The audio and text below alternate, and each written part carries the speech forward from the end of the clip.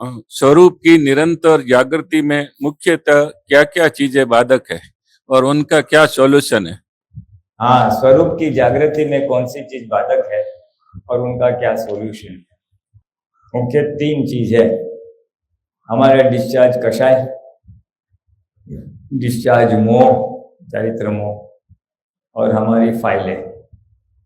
ये लाई हुई चीजों में से बाधक है, और हमारी ओर से जो बाधक है वो हमारा निश्चय, हमारा निश्चय पुरुषार्थ करने का निश्चय, हमारा निश्चय आज्ञा पालन का निश्चय, हमारा निश्चय प्रतिक्रमण का निश्चय, ये हमारी ओर से बाधक है।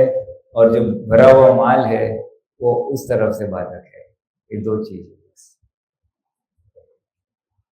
उपाय में तो ऐसा है कि बात को समझना है, यानी हमारी प्रकृति को समझना है कि इसमें क्या क्या उछल कूद हो रहे। दूसरा, दादा की आज्ञाओं को समझना है, दादा की बातों को समझना है, ताकि उन बातों को हम व्यवहार में, हमारे पुरुषार्थ में सम्मिलित कर सके। मैं समझूं तो मैं करूंगा ना ऐसा। तो बात दादा का विज्ञान समझना, ताकि हम उसका पुरुषार्थ कर सके, ये उसका सॉल्यूशन।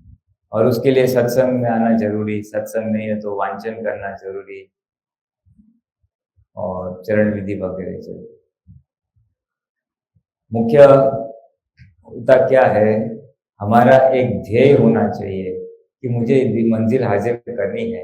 आध्यात्मिक ध्येय के अभाव से पुरुषार्थ एक लाइन में नहीं होते। पुरुषार्थ होते जहां जहां व्यवहार में मुश्किलें आती है उस हद तक होते हैं। किसी के साथ वो अनबनाव बनी तो प्रतिक्रमण रोज करेगा, कुछ चैन नहीं पड़ रहा है तो कीर्तन भक्ति रोज करेगा, लक्ष्मी के संयोग नहीं है, दूसरे संयोग नहीं है तो ये सब करेगा। तो ये नीड बेस्ड हो जाते हैं। व्यवहार की निराकुलता लाने के लिए दादा का ज्ञान निराकुलता लाने की तक देता है, और फिर जब मुश्किलें चली जाती है तो ये पुरुषार्थ भी मंद हो जाते हैं। जैसे पंखा बिगड़ गया तो इलेक्ट्रिशियन को बुलाया, पंखा रिपेयर होगा तो इलेक्ट्रिशियन को भूल जाते हैं। तो दादा का ज्ञान मुश्किलें दूर करने तक वापरे है, बाद में आगे बढ़ने के लिए जो बात है वहां पे फिर पुरुषार्थ नहीं होता है। मुश्किलें बंद होती है तो ऐसा लगता है बहुत कुछ ज्ञान समझ लिया। हाँ, मुश्किलें बंद समझ बोल गए, सब निराकुलता आ गई ना। व्यवहार में आकुलता थी, परेशानियां थी, वो परेशानियां जब निवारण हो जाती है तो अच्छा लगता है। तो व्यवहार में जो स्थिर हो जाते हैं उस एक स्टेप आगे जाना है। ये बात निश्चय में आनी चाहिए, ये बात मेरे ध्येय में आनी चाहिए कि मेरी मंजिल ये शरीर मिला, ये दादा भगवान का आत्मज्ञान मिला, तो ये आत्मज्ञान को मैं सार्थक करके केवल ज्ञान तक जो मेरी सफर है वो सफर और ध्येय भूल नहीं जाने चाहिए।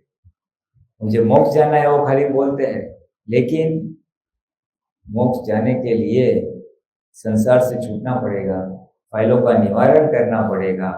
ये बात थोड़ी दृढ़ करनी पड़ती है, और ये दृढ़ तभी होगा व्यवहार में किसी के अनुभव सुनेंगे, किसी का सत्संग सुनेंगे तो लगेगा नहीं बस इधर जाने जैसा है। प्रेरणा तो देख के ही मिलने वाली है। जीवन का नियम है, कभी भी कोई भी चीज होती है तो देखते ही आदमी प्रेरित होता है। महावीर साहब बराबर है ना। कोई भी चीज, किसी को हम दान देखते देखते हैं परिषद में, धर्म में, कहीं तो हमें प्रेरणा होती मैं भी दान करूं। किसी को उपवास करते देखते 28 की ये क्या, तो हमको प्रेरणा होती मैं भी ये करूं। तो ये, या कोई बुरा काम करता है तो हमको लगता है ये भी 2 नंबर का धंधा करते हैं, इसको तो कोई तकलीफ नहीं, मैं भी 2 नंबर का धंधा करूं। कोई संगीत में निपुण है तो उसको प्रेरणा होती है हाँ हम भी संगीत में गाएं। तो हमेशा देखने से प्रेरणा होती है, और अनंत अवतार से हम यही करते आए हैं। लोगों जहां पे सुखी है तो हमको लगता है हम ये करेंगे तो हम सुखी हो जाएंगे। व्यवहार से शेयर बाजार में कमा रहा है, चलो मैं भी शेयर बाजार में लगा दूं, उसका देख के हमें प्रेरणा होती है। प्रेरित होता है सुख प्राप्त करने के लिए, रिलेटिव का, व्यवहार का। तो जो नियम वहां है वही नियम इधर भी है। हमें भी प्रेरणा दूसरों का देख के, सुन के, समझ के मिलने वाला है। तो एक फर्स्ट लेवल पे महात्माओं का देख सकते हैं, फिर अप्तपुत्र का देख सकते हैं, और अल्टीमेटली देखना है तो दादा भगवान का देखने का है कि उनके जो आदर्श थे व्यवहार के, उनके जो जीवन के सिद्धांत थे, आत्म जागृति का एक दशा थी, उससे प्रेरित होकर हम उस राह पे चलने के लिए पुरुषार्थ करते हैं। सो इसके लिए सत्संग, संगबड़, ज्ञानी की वाणी का परिचय, ये सामूहिक सत्संग और थोड़ा छोटा मात्रा में सत्संग में कुछ फर्क पड़ता है। सामूहिक में जरा विशेष वातावरण होता है, विशेष वातावरण होता है कि जब ऐसा है ना, घर में कमरे में मैं एक अगरबत्ती जलाऊं या 10 अगरबत्ती जलाऊं तो फर्क तो पड़ेगा ना। एक की सुगंध फैलेगी, 10 की बहुत ज्यादा फैलेगी, उसकी तीव्रता बढ़ेगी। तो जब अधिक महात्मा होते हैं तो एक वाइब्रेशंस आता है, एक स्पंदन आते हैं एक दूसरे के, एक ध्येय के होने चाहिए। यहाँ पे आके बैठ के सो जाए तो फिर कोई मतलब नहीं, तो वातावरण प्रदूषित हो जाएगा। लेकिन जागृत होने चाहिए और एक उल्लास के साथ आए कि चलो हम दादा की भक्ति करते हैं, दादा का नाम लेते हैं, ताकि हम मोक्ष मार्ग में आगे बढ़े। तो वो एक हेल्पिंग वातावरण है। छोटे समूह में बैठ सकते हैं अगर ये बड़ा नहीं मिल रहा है तो। लेकिन क्या होता है कि घर में अकेले में तो नहीं जमेगा, क्योंकि घर का वातावरण, घर के जो लोग हैं वो राग द्वेष से भरे हुए हैं। तो राग द्वेष वाले वातावरण में वितरकता कहाँ से लाएंगे?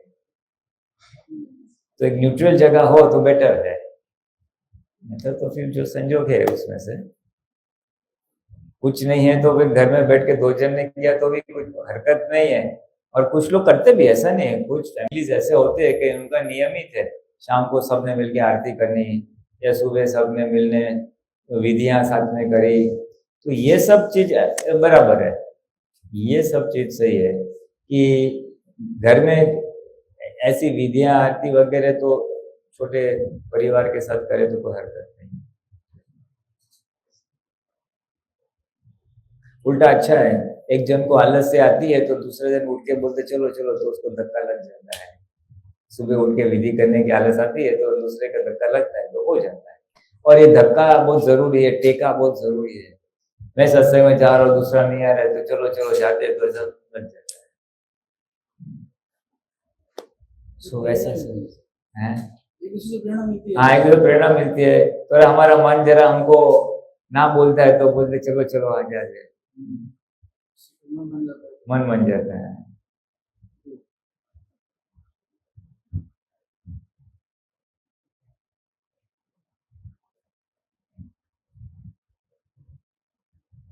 इसलिए ध्येय जन बहुत जरूरी है।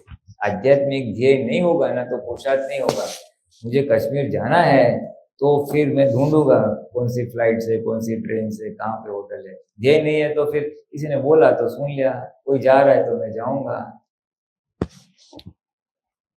आज्ञा पालन करने के लिए दादा भगवान ने कोई कंपल्सन नहीं रखा है। एक तो ज्ञान मुफ्त में मिला है इसलिए उसकी कीमत नहीं। अभी 50,000 रुपये का पेमेंट करके ज्ञान लिया होता तो फिर उसकी हिफाजत करता था।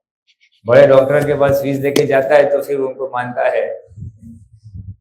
तो और दूसरी बात कहा है, आज्ञा पालो तो ठीक, नहीं पालो तो ठीक। ज्ञान लेने के बाद अगर बोला होता कि आपका आज्ञा नहीं पालोगे तो आपका ज्ञान वापस ले लेंगे, ऐसे तो मानता था। इसलिए ये ओपन है ना, इसलिए कुछ मन को बांधने के लिए जरूरी है। और मन को कौन बांधेगा? आज मुझे आज्ञा पालन को प्रेरक बल कोई नहीं है। दादा ने बोला इसलिए करो, मुझे खुद को लगना चाहिए, मुझे करना चाहिए। मेरा इसमें लाभ है, मेरे अंदर भीतर का आनंद बढ़ता है, मैं मोक्ष मार्ग में आगे बढ़ूंगा, मेरी वितरागता बढ़ेगी, ये अनुभव होगा। और अनुभव के आधार निश्चय दृढ़ होगा, और निश्चय के आधार और भी पुरुषार्थ होगा, तभी जाके तो बात बनेगी। नहीं तो व्यवहार की निराकुलता है तो आत्मा को पुरुषार्थ पसंद नहीं आता। मुश्किल आती है तो भी सब याद आता है, इसके आगे तो ऐसा हो जाता है। वो कहते हैं ना सब, भैंस कीचड़ में जाती है ना, हाँ। तो ऊपर कीचड़ लगता है, ठंडक होता फिर अच्छा लगता है। हाँ बस महात्मा को ठंडक हो जाती है, ठंडक हो जाती है, वो ठीक हो जाते हैं, गाढ़ा होता है। ये भरा हुआ माल, इसी को डिस्चार्ज मोह कहते हैं। ये भौतिक मोह, 5 इंद्रिय का सुख, रिलेटिव की निराकुलता, वो एक डिस्चार्ज मोह ही है एक तरह का, जो हमें पुद्गल में अटका के रखता है। आत्मदृष्टि प्राप्त होते हुए भी आत्मा के समीप जाने को प्रेरणा नहीं मिलती। तो दादा को मालूम ही था, ये -5 वाले को मैंने ज्ञान दिया है, क्वालिफिकेशन नहीं है फिर भी दिया है, इसलिए ठबड़ ठुबड़ करके बोले चलो जितना आगे हुआ, इस भाव में जितना हुआ उतना सही, तो फिर अगले भाव में साफ होगा। 1 हफ्ता और लगेगा और क्या, लेकिन जाएगा जरूर मोक्ष, जाएगा जरूर। हाँ, जितना ये किया है उसका आगे तो परिणाम तो आएगा ही। आएगा आएगा फलों पे आएगा। होगा। आज महात्मा की तीव्र चेतना है कि आज्ञा पालन करनी है, लेकिन वो ये डिस्चार्ज मान के वजह से रूपक में नहीं आती, लेकिन निश्चय बहुत कर रहे, तो उसका परिणाम अगले भाव में आएगा कि उसकी पुरुषार्थ रूपक में आ जाएगा, और फिर अगले भाव सीमन, उसके बाद के वाले भाव सीमन 10वें और मोक्ष, तो 2 अवतार लगेंगे। इस भाव में अच्छा पुरुषार्थ है तो 1 अवतार, पुरुषार्थ थोड़ा कम है तो 2 अवतार, और किसका और भी कम है तो 3 अवतार, 3-4 वो भी है। लेकिन 2-3 में नॉर्मली थोड़े भी सिंसियरिटी है तो निपट जाएगा, थोड़ी भी सिंसियरिटी।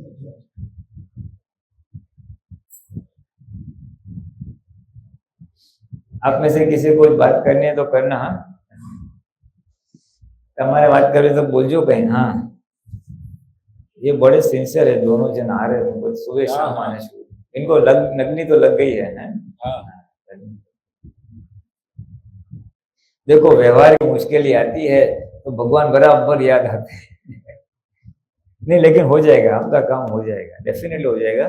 लिस्ट में नाम लिखा है ना आप लोगों ने, हाँ बस, तो आपका तो हो जाएगा। और तब तक के लिए वो प्रार्थना दी है, वो सब करना है। मेन आपकी भावना, मुझे ये आत्मा अनुभव चाहिए, ये आत्मा ज्ञान चाहिए, ये टेंडर रोज कुदरत में भरने का, फिर कुदरत उसको पूरा करेगी।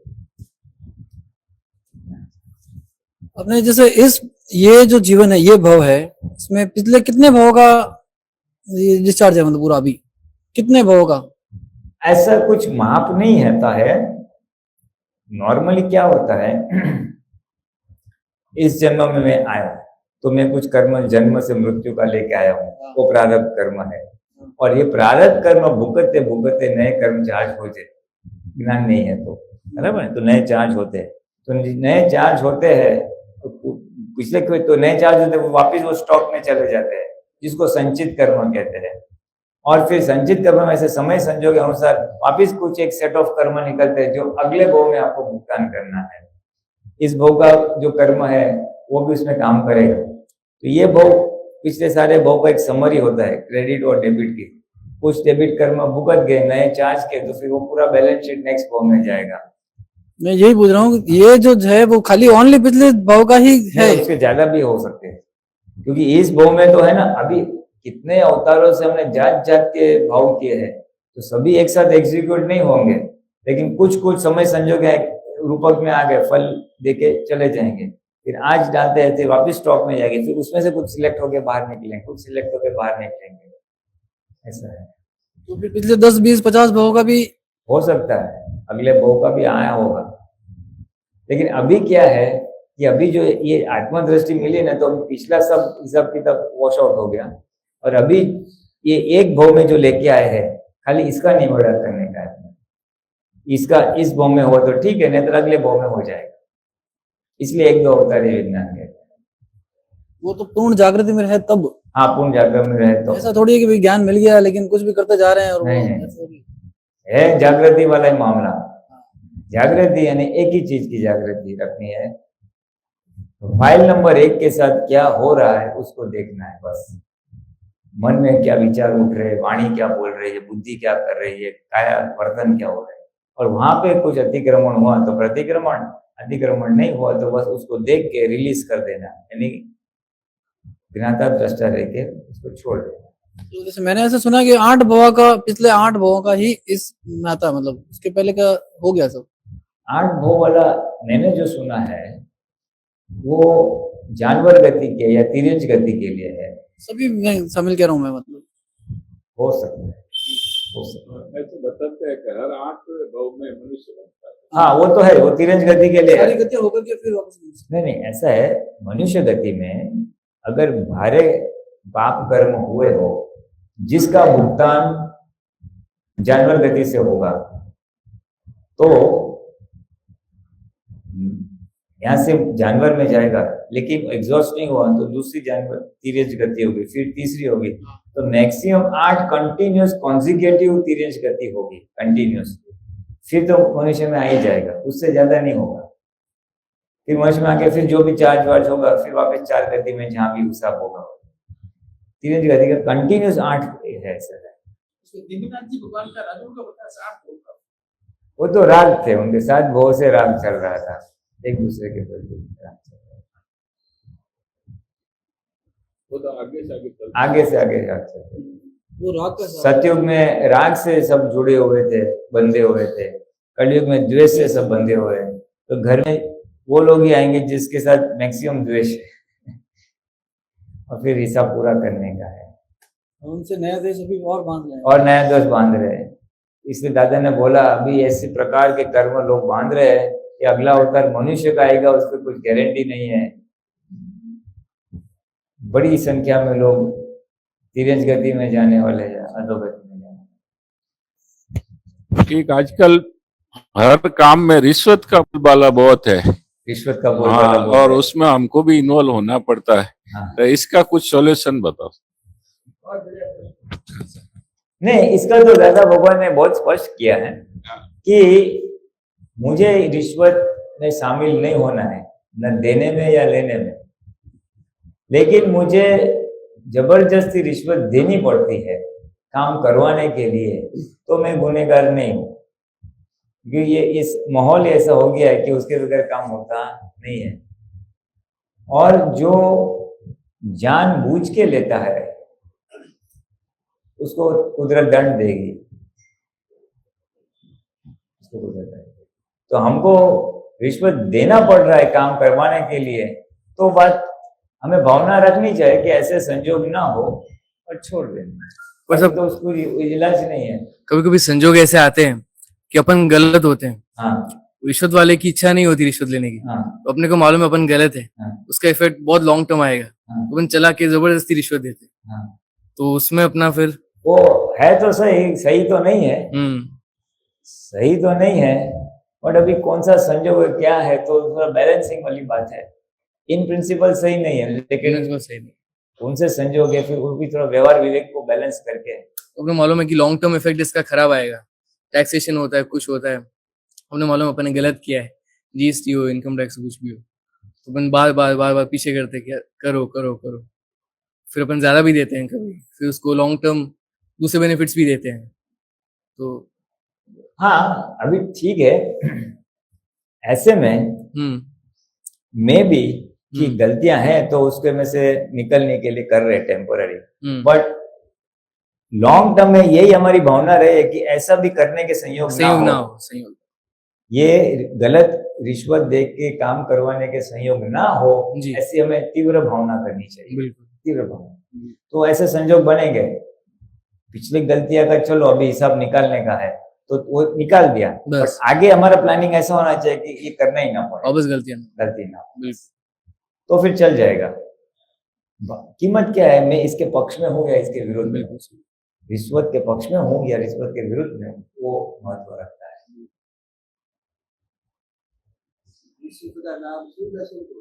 सुविधा स्वरूप हो गया। हाँ, कभी 100-200 रुपए लेके ट्रैफिक वाला आएगा तो 500 रुपए फाइन होगा, तो 200 रुपए देखिए छूट नहीं है, छोड़ने का। वो इंटरेस्ट आएगा। हाँ, तो उस वो ट्रैफिक वाले मामले में तो हमें सावधान होना हो सकते हैं, हो सकते क्योंकि हैं, वो वास्तव में हमारे हाथ हमारी में, गलती वो है, हमारे हाथ में, वो तो वास्तव में वो हमारी वास्तव में वहां पे तो सुधार लाना चाहिए। बिल्कुल।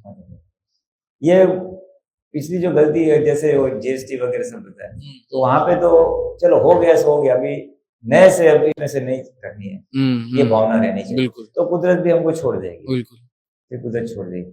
लेकिन किसी को होता है दुनिया लोग कर रहे हैं, दुनिया के सारे लोग कर रहे हैं, चलो तो हम भी कर रहे हैं। करते हाँ हाँ, नहीं दिखा, इतना डिक्लेयर नहीं करते, और हाँ, फिर तो हाँ। उसको पैसा खिला के हम्म, वो आगे जाके वो नुकसान करेगा, क्योंकि वो लोभ आ गया उसमें लोभ आ गया उसमें।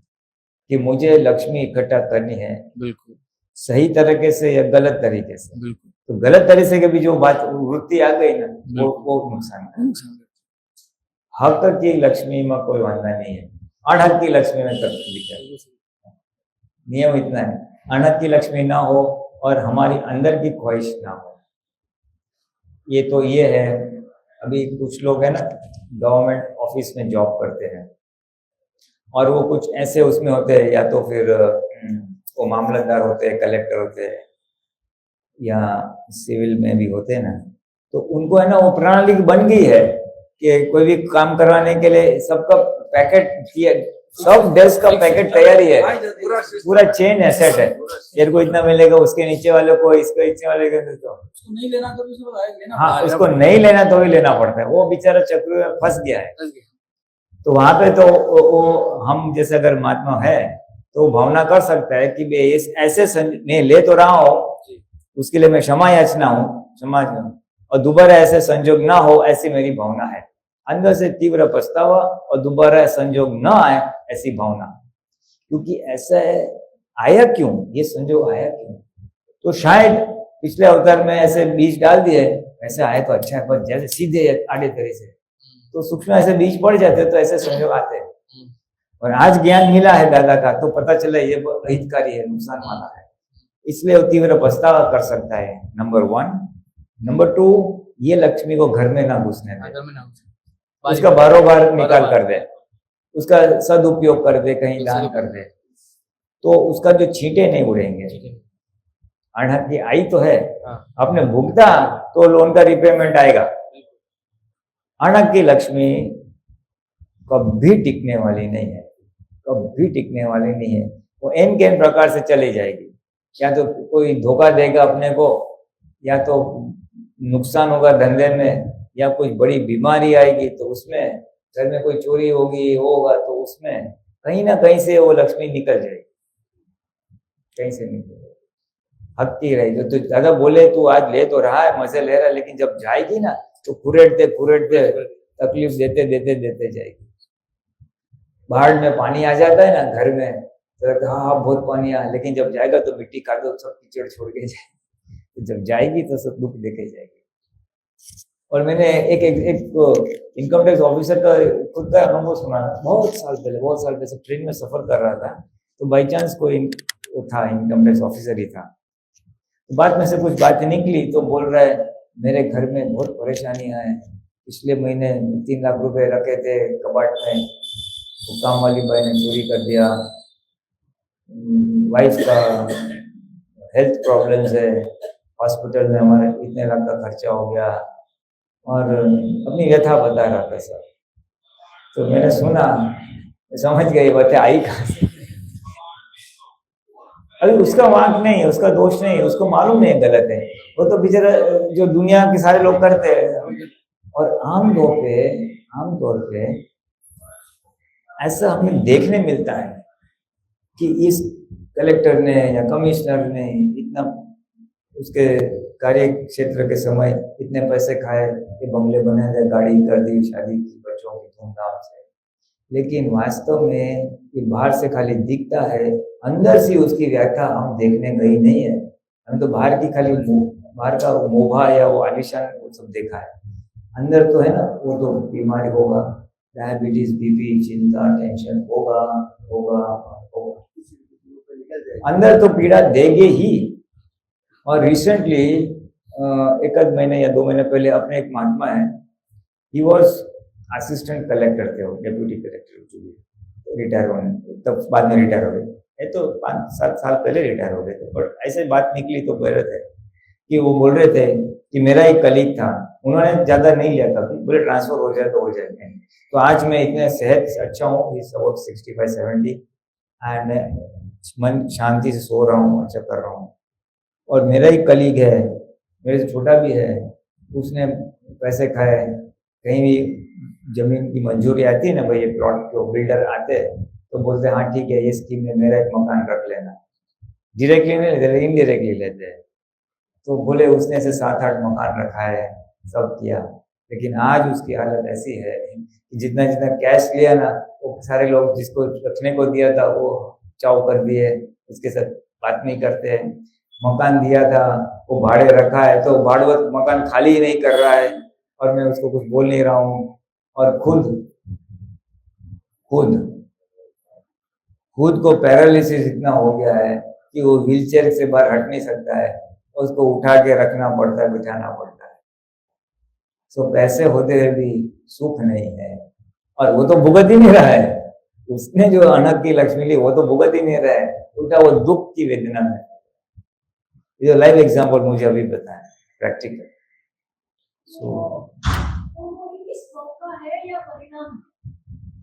रिश्वत ले रहा है वो परिणाम है। मैं जवाब दे रहा हूँ, रिश्वत जो लिया है वो परिणाम है, वो कर्म फल है, और वो जो आज उसका भुगतान कर रहा है वो कर्म फल परिणाम है। इस भव का कल, इस भव का जो परिणाम है कर्म फल परिणाम कहते हैं।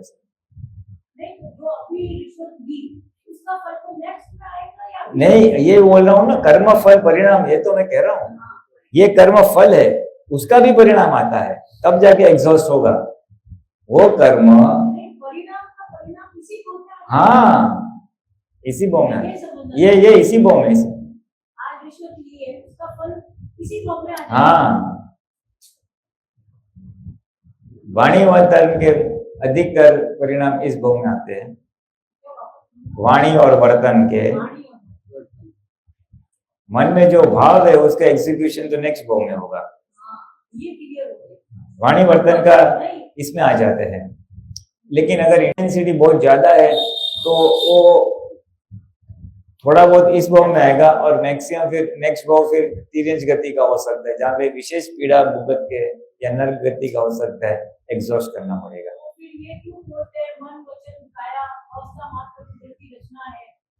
तो वो तो है ही ना, तो इसको और इससे क्या मतलब?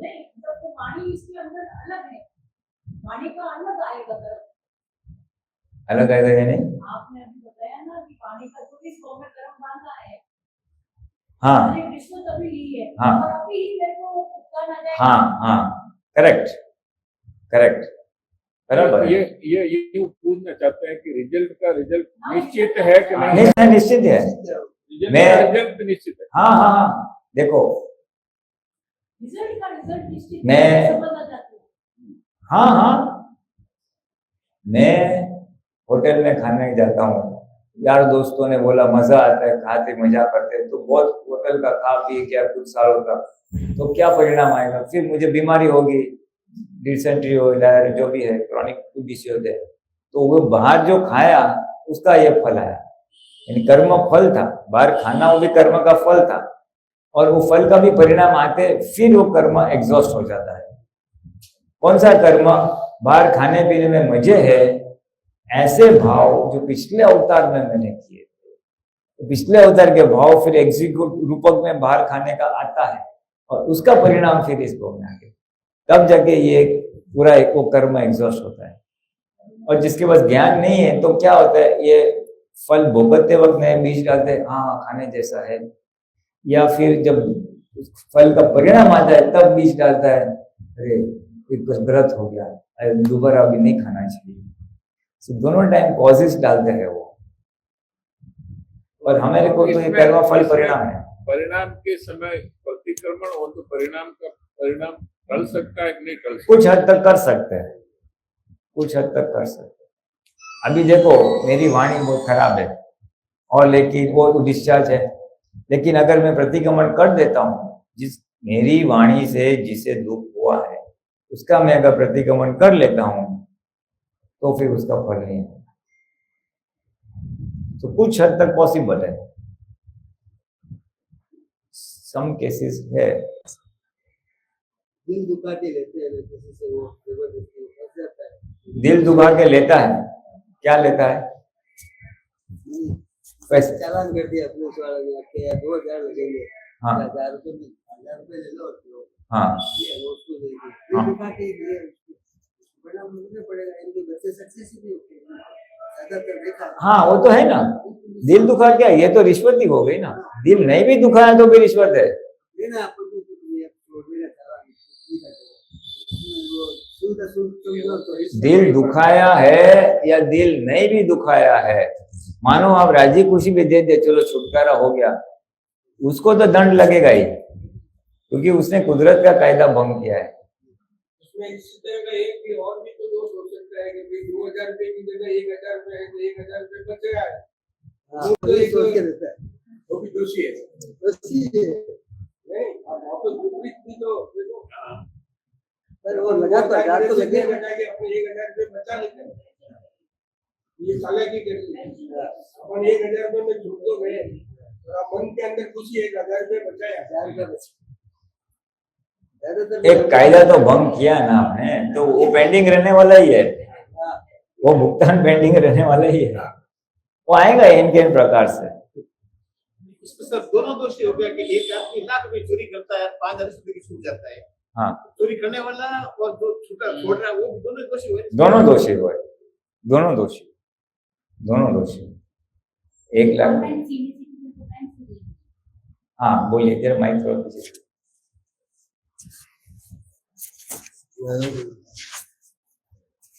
जैसे गवर्नमेंट सीनियर सिटीजन को पेंशन दे रही है, तो अपन पेंशन ले रहे हैं, उसमें भी क्या अपना दोष है? जरूरत है तो ले रहे हैं या नहीं जरूरत है तो नहीं ले रहे हैं। इसमें पैसे वाले भी ले रहे हैं और बिना पैसे वाले भी ले रहे हैं। जो कायदे के दायरे में बैठता है तो हम गुनहगार नहीं है, हाँ, और गुनहगार कायदे के दायरे में नहीं बैठता है तो हम गुनहगार है। सीनियर सिटीजन का मालूम नहीं मुझे, लेकिन ये जो 5 लाख का स्कीम है ना, आरोग्य वाली, क्या नाम है उसको, बोलते कुछ है ना? नहीं वो नहीं तो जो मंथली 1100 रुपए जो दे रही है। गवर्नमेंट ने डिसाइड किया है हाँ, केवल एज के ऊपर ना, हाँ सीनियर आप सिटीजन। सीनियर सिटीजन हो तो आपको, आप टैक्स पेयर नहीं हो, आपके पास प्रॉपर्टी अच्छा ऐसा रूल्स है ना, टैक्स पेयर नहीं है, प्रॉपर्टी कोई आधार नहीं है, हाँ, तो आप उसके लिए एलिजिबल हो। हाँ, तो बस उसका जवाब मिल गया ना। अगर मेरे पास बाकी सब है और फिर भी मैं ले रहा हूँ तो गलत ही है। मैं हाँ स्कीम का मिसयूज कर रहा हूँ। अगर वो लेके नहीं, आप एलिजिबल हो नहीं ना, नहीं, अगर वो लेके अगर वो दे रही है, दे नहीं रही है, दे नहीं दे रही, नहीं रही है, आपको नहीं दे रही है, वो नहीं दे रही है। आपको नहीं दे रही है। हाँ, आप जिसके पास आवक नहीं है, इनकम टैक्स पेयर नहीं, दूसरा इनकम नहीं है, उसको दे रही है, हाँ, आपको नहीं दे रही है। नहीं उसमें भी अपन लेके, क्योंकि आप ये क्राइटेरिया, आप ये क्राइटेरिया में बैठते हो तो बराबर है। आपकी बात गलत है, टैक्स पे जो है हम लोग कई सालों से टैक्स कर रहे हैं, हाँ, और उसके बाद में भी हमने ये सब बच्चे उनको दे दिया फार्म, और उसके बाद अगर वो उनका दे रही है तो देती नहीं है। आप एलिजिबल हो के नहीं, छोड़ो ना। जिन शर्तों के आधार पर गवर्नमेंट ने पेंशन किया है, हाँ, इसमें अगर ये शर्त आपको लागू होती है तो गलत नहीं है, शर्त लागू नहीं होती और फिर भी लेते तो फिर वो हक का नहीं है, बस नहीं। पर अब नहीं, इधर ही आ जाएगी शायद। नहीं पर वो लेके अगर किसी अच्छे काम के लिए लगा दें, किसी को दे दें गरीबों को, तो उतना आपको ढाल नहीं लगेगा, थोड़ी हाँ। परेशानी आएगी। मेन तो क्या है, उसी पैसा लेना देना एक बात है, क्रिया हाँ, उसके पीछे के हमारे भाव क्या है, हमारी वृत्ति क्या है, वो काम करती है। जो हमें संसार में बंधन का कारण बनती है वो हमारी वृत्ति क्या है, हमारी इच्छा क्या है। ले लो ना यार, देखा जाएगा उसमें मजा आ रहा है, तो मजा आ रहा है वो भाग पेंडिंग रहेगा, फिर वो आगे जाके साफ करना पड़ेगा। ऐसा कुछ भी नहीं है, ये तो मन में नहीं है। फिर आपने लेके कहीं और दे दिया तो ठीक है, आपको भुगतान नहीं आएगा। अनहक का लेके आपने उसका उपयोग खुद के लिए किया होता तो उसका रिपेमेंट आता, लेकिन क्योंकि आपने बारों बार भेज दिया तो आपको फुल रिपेमेंट नहीं आएगा। लेकिन ये जो दानत है अनहक का लेने की, हाँ, वो दानत को साफ करना पड़ेगा। वो कैसे? हाँ, वो लोभ है ना, एक प्रकार का लोभ हाँ, भी वो है। लोग, हाँ, बस तो लोभ आएगा, मार ठोके कुदरत साफ करेगी। चारों को साफ करना है, खाली लोभ नहीं, क्रोध मान माया लोभ, और लोभ सबसे आखिरी जाता है। तो आखिर में भी मार ठोके कुदरत संपूर्ण अपरिग्रही दशा में बिठाएंगी, तभी जाके केवल ज्ञान खुला होने वाला है। अभी ये चाहे ना वो चाहे, जब तक वो है तब तक शरीर पुद्गल भोगोटा रहेगा। जिस दिन ये भी छूट जाएगा तभी केवल ज्ञान खुला होगा। आज ही शायद मैंने पढ़ा था, मैं देखता हूँ जरा निकलता है तो इसमें गलती ये क्या भी है? एक बहुत बड़ा शौक है। नहीं, सही बात है, इसके पीछे मैं बताता हूँ। जैसे ये बात है, आपने कहा 3,000 लेते हैं और दान कर देते हैं। लिया और दान दत्त तो बढ़ेंगे, वाह वाह वाह वाह करेंगे। ये जो गलत लेके दान क्यों कर रहा है? मान के लिए। हाँ, मान के लिए, बिल्कुल। तो वो अपने दोष आ गए ना। मान कषाय को अणहक से पुष्टि की, अणहक की मान जो लिया है तो अपमान आने वाला ही है, अपमान आएगा ही, उसका रिपेमेंट आएगा ही। और तो दादा ने हिसाब भी बताया था ना कि मंदिर में दान दे के तख्ती लगवाई तो तेरा इधर ही वो पुण्य खर्चा हो गया। दान दिया तो पुण्य कमाई, लेकिन तूने पब्लिसिटी कराई तो तेरा पूरा हो गया, और दान गुप्त रहा तो कैरी फॉरवर्ड हो। बस ऐसी वाली बात। उमान का शायद वहां का वहीं रह गया पेंडिंग, क्योंकि सबकी इज्जत हो रही है, दान दे तो मैं भी दान दूं। तो इन किन प्रकार से लक्ष्मी इकट्ठा करके दान देता है मान प्राप्त करने के लिए, तो पेंडिंग तो रह गई। तख्ती लगाने वाले तो ये कहते हैं कि अभी को प्रेरणा मिलती है जब वो दान और बढ़ेगा। दादा क्या बोलते हैं, आपकी तख्ती देखता कौन है? इतनी दीवार भरी है तख्ती से, किसी को फुर्सत है क्या ऊपर देखने के लिए? केवल और केवल जिसने तख्ती लगवाई है वही जब जाता है तो खुश होता है, हाँ मेरे पिताजी के नाम पे, मेरे इनके नाम पे, बस केवल उसी को खुशी होती है। या उसके साथ तो दो लोग हैं, देखो ये अपना बाकी आप और मैं कौन देखने बैठता है, मालूम ही नहीं है कौन फलाना फलाना है। प्रेरणा, उससे प्रेरणा कोई होती नहीं है। वो तो बोलने का तरीका है ना, फंड रेजिंग की टेक्निक है वो तो माला कोई धर्मशाला में किसी ने पंखा लगाया, 4 पंखुड़ी पे दादा परदादा, अब वो पंखा घूम रहे हैं, वो दादा पोता घूम रहे हैं। नीचे ये सब टेक्निक है मन को मनाने की। हाँ, वो ये उनके पैसे लेने की टेक्निक है। बस पैसे लेने की आते टेक्निक हैं है। तो ड्रम बजाते हैं, माला कराते हैं, शाल उड़ाते हैं, हाँ, फिर वो देखे मैं भी उड़ूं। मैं भी उड़ूंगा। वही देखा देखी से संसार में अच्छे कार्य और बुरे कार्य सब देखा देखी से शुरू होते हैं।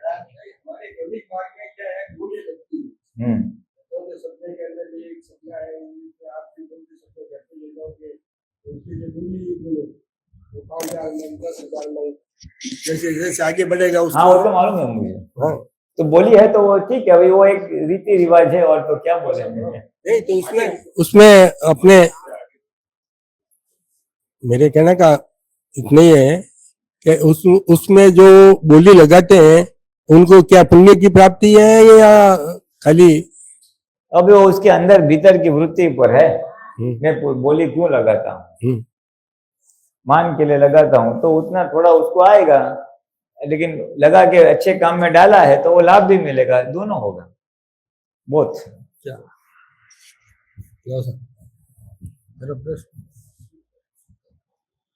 माहिर जी, 2 माहिर साथ में बैठे हैं। ये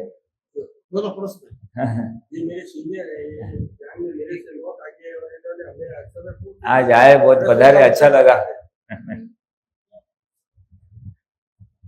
जो ये है ना, एक थोड़ा सूत्र दादा भगवान का है तो गुजराती में, आ जगत में कई पण काम करो छो, इस जगत में कोई भी काम करते हो तेमा कामनी कीमत नहीं, उसमें काम की कीमत नहीं है, पण एनी पाछळ राग द्वेष थाय तो ज आवता भवनो हिसाब बंधाय छे। क्रिया के पीछे जो हम राग द्वेष होते हैं तो अगले भव का हिसाब बनता है। राग द्वेष थता ना होय तो जवाबदार नहीं, राग द्वेष अगर नहीं होते तो हम जवाबदार नहीं है। आखो देह जन्मथी ते मरण सुधी फरजियात छे। ये पूरा शरीर जन्म से मृत्यु तक कंपल्सरी फरजियात है। एमांथी राग द्वेष जे थाय छे એટલો જ હિસાબ બંધાય છે. ये क्रिया करते समय अच्छा हुआ या बुरा हुआ, राग हुआ या द्वेष हुआ, उसके हिसाब से अगला नेक्स्ट हिसाब बनता है. એટલે વિતરાગો શું કહે છે કે વિતરાગ થઈને મોક્ષે ચાલ્યા જાઓ. इसलिए वितराग क्या कहते हैं? वितराग यानी भगवान क्या कहते हैं कि राग द्वेष किए बिना मोक्ष चले जाओ.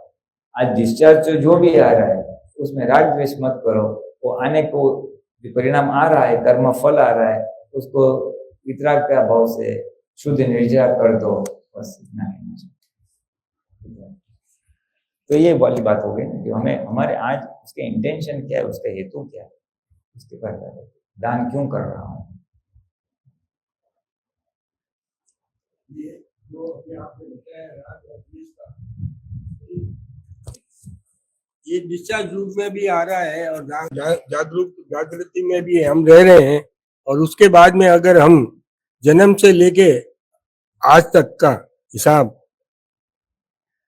प्रतिक्रमण के द्वारा पूरे समय याचना कर लेते हैं तो ये क्या सब मिट जाएगा? हाँ, प्रतिक्रमण से सारे दोष साफ हो सकते हैं. कि भाई मुझे याद नहीं आ रहा है, मैंने जन्म से लेके आज तक जो जो जिन के साथ मेरे राग हुआ है, द्वेष हुआ है, कसाई खड़े किए हैं, लोभ लालच वश मैंने किसी को दुख दिया है, जाने अनजाने में मेरी कई भूलें हुई है, तो मैं हृदय से आलोचना प्रतिक्रमण प्रत्याख्यान करते हुए क्षमा याचना करता हूँ. हे दादा भगवान, हे शुद्धात्मा भगवान, मुझे क्षमा करे, क्षमा करे. इस प्रकार से करने से पूरा आवरण हट जाएगा. हाँ, हट जाएगा, लेकिन स्पेसिफिक होना चाहिए. हाँ, नहीं, वो दृष्टि तो उसी में रहेगी कि जहाँ जहाँ थोड़ा राग हुआ है, द्वेष हुआ है. मैं बोलूं, हुक्म. स्पेसिफिक होना चाहिए. स्पेसिफिक यानी मैंने यहाँ पे ये राग किया था, ये द्वेष किया था, इसको दुख दिया है, ये ऐसे याद कर करके उसको साफ करना है, तो अवश्य साफ हो जाएंगे. फिर वो कैरी फॉरवर्ड नहीं आएंगे.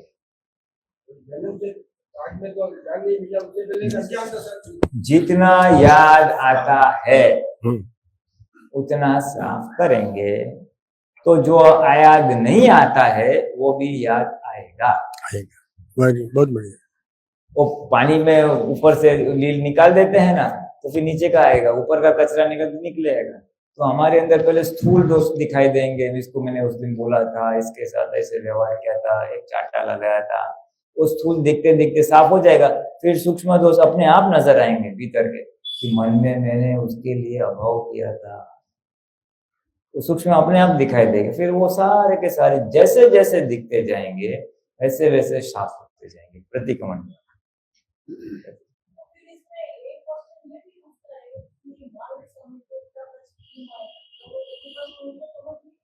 महावीर भगवान तो गर्भ से 3 ज्ञान लेके आए थे, तो उनको मालूम ही था ये मेरा आखिर का अवतार है. उनको मैं बात पूरी करूं. उनको मालूम ही था कि ये मेरा आखिर का अवतार है. उनको मालूम था इतने कर्म खपाने हैं, और उनको तो केवल अंदर आत्मा में ही थे वो. और ये फाइल नंबर 1 अपनी भाषा में, उनकी भाषा में, ये प्रकृति को ये खाली निर्जरा के दौर पे देख ही रहे थे. उनको प्रतिक्रमण की जरूरत ही नहीं थी, क्योंकि वो सेपरेट के सेपरेट थे, और सेपरेट थे इसलिए वो तो बस देख ही रहे थे. इसकी निर्जरा हो रही है, बस जाने दो, खत्म होने दो, खत्म होने दो, खत्म होने दो. डिस्चार्ज, पूरे डिस्चार्ज में थे वो, डिस्चार्ज में थे, तो उनको प्रतिक्रमण की जरूरत ही नहीं है. यही प्रतिक्रमण है. ये सोच, ये सोच कि मैं शुद्धात्मा हूं और ये इसका हिसाब चुकते हो रहा है, वो इत्सर्ग प्रतिक्रमण है. ऐसा वाक्य खींच के मत लो, उनके साथ ऐसा हुआ था. वो जागृति की वो स्टेज, वो जागृति की स्टेज थी, इसलिए उनको हम जैसे प्रतिक्रमण करते हैं वैसे उनकी आवश्यकता नहीं थी. आपका मूल प्रश्न वो था कि महावीर भगवान को प्रतिक्रमण करने की जरूरत क्यों नहीं थी, तो ये थी इसकी वजह से. ये मूल प्रश्न ये था. उसको तो ऐसा है ना कि ठीक है, ये क्यों जरूरत ही क्यों है? हाँ जागृत थे बचपन से, गर्भ से।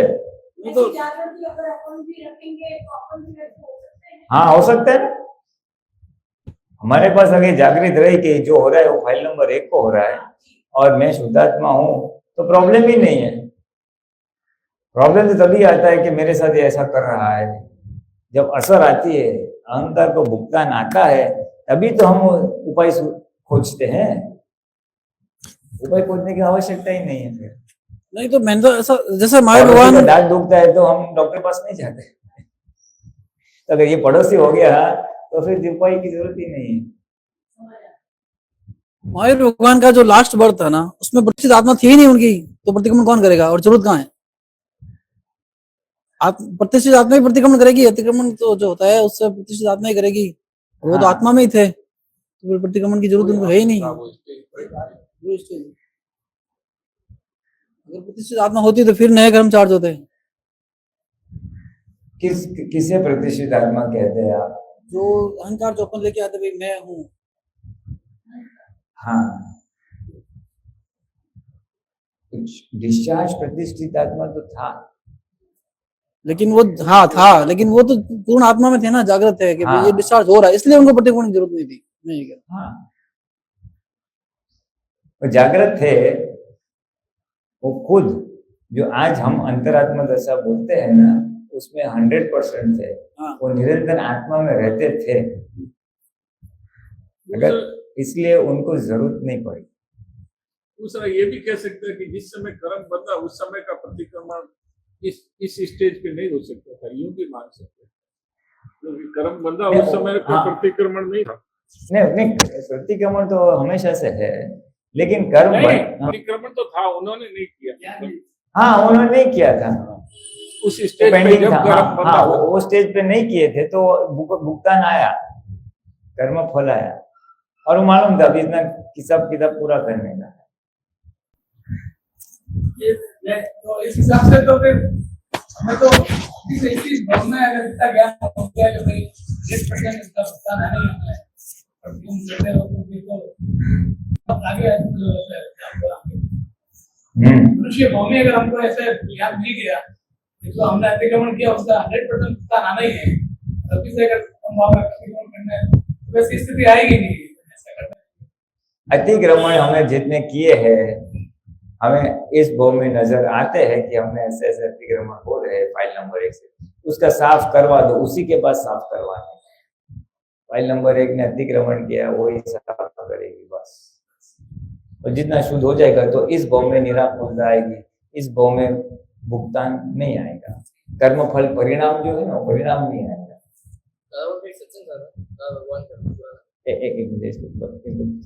हाँ, मैं ये प्रश्न जो कर रहा हूँ उस भाव से कर रहा हूँ, आप मैं जो समझ रहा हूँ उसमें आप मुझे कुछ सुधार करें।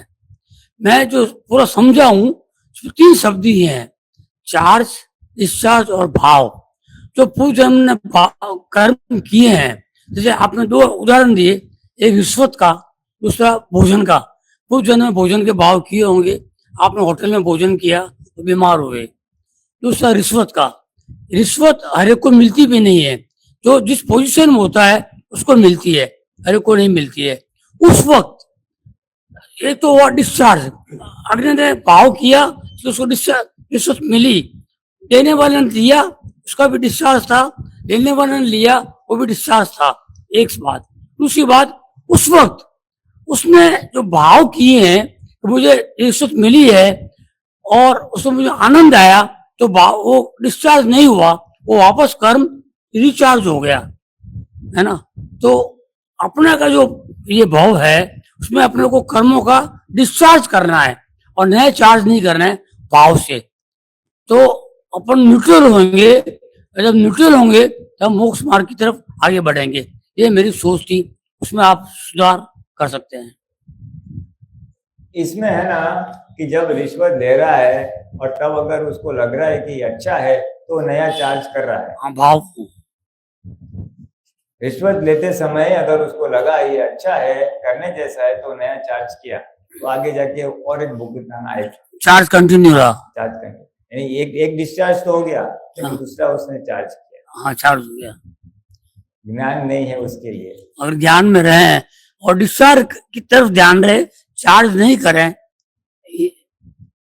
हाँ, तो हम तो चार्ज नहीं वैसे करते ही नहीं है, हाँ हम इसमें ऐसे नहीं चार्ज होते नहीं है, हाँ। लेकिन अगर हम जागृत नहीं रहते हैं हाँ तो उतना पेंडिंग रहेगा, पेंडिंग। उतना पेंडिंग रहेगा। तो अपने को तो यही ध्यान रखना है कि हर जो भी मतलब भुगतान आए उसको डिस्चार्ज करना है, नया चार्ज नहीं करना है। हाँ, ये भाव रखने हैं। हाँ। यही नहीं चार्ज होता नहीं है, नहीं डिस्चार्ज करना यानी उसकी शुद्ध निर्जरा होने देनी। होने देनी। वो कब होगी, शुद्ध निर्जरा कब होगी? जब जो भी कर्म का फल आए उसको आराम से उसको पास होने दें। नहीं, आराम से पास होना काफी नहीं है, उसको ज्ञान से ज्ञाता दृष्टा रहना आवश्यक है। आवश्यक है। जितना हम ज्ञाता दृष्टा हाँ। रहे उतना हो गया, शुद्ध हो गया। हाँ जो ज्ञाता रास्ता। हाँ, वो परमाणु शुद्ध हो गए। हाँ वो ध्यान रखना है। हाँ, वो कि जागृति रखनी है। कर्म का उदय आया है उसको डिस्चार्ज करना है, चार्ज नहीं करना है। भाव ऐसे कर रहे हैं, चार्ज हो भी नहीं रहा है, ठीक है, बस वही है, चार्ज नहीं करना है, हमारे लिए चार्ज हो भी नहीं रहा है। बस खत्म बात। खत्म नहीं, डिस्चार्ज करना चाहिए। हाँ डिस्चार्ज करना है, चार्ज नहीं करना। डिस्चार्ज कैसे होगा, ये बात सुनी आपने? हाँ क्या सुनी? जो भी डिस्चार्ज कर्म कैसे होगा हमारे महात्माओं के लिए? जब डिस्चार्ज होता है, ये समझे, लेकिन आप समझे, ये समझे कि नहीं?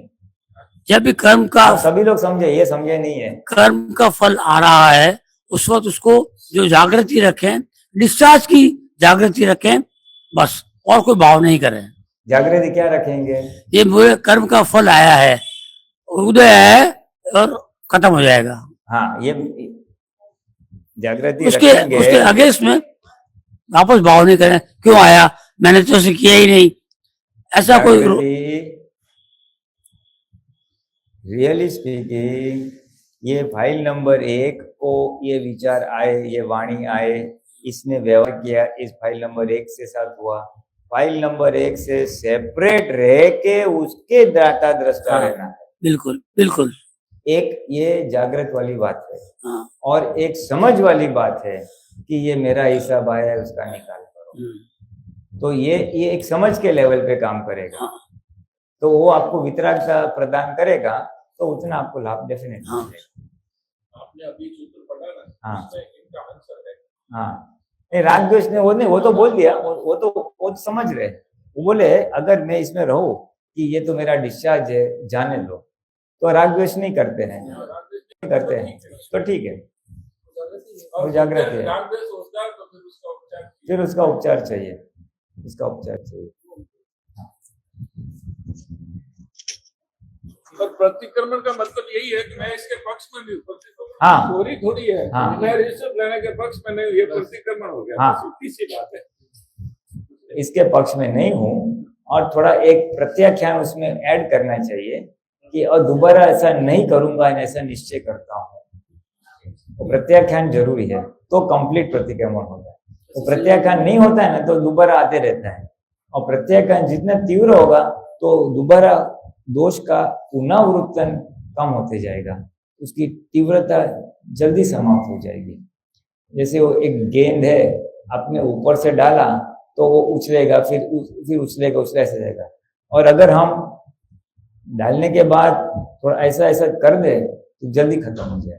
तो ये प्रत्याख्यान वो वाले बात है। एक नेचुरल डीके है और एक जल्दी एक्सीलरेटेड डीके। इसका सोल्यूशन वो दो दृष्टि वाला ही सोल्यूशन है। इसमें वो दो दृष्टि है ना, एक दृष्टि एप्लीकेशन करोगे तो सोल्यूशन नहीं है, दो करेंगे तो सोल्यूशन।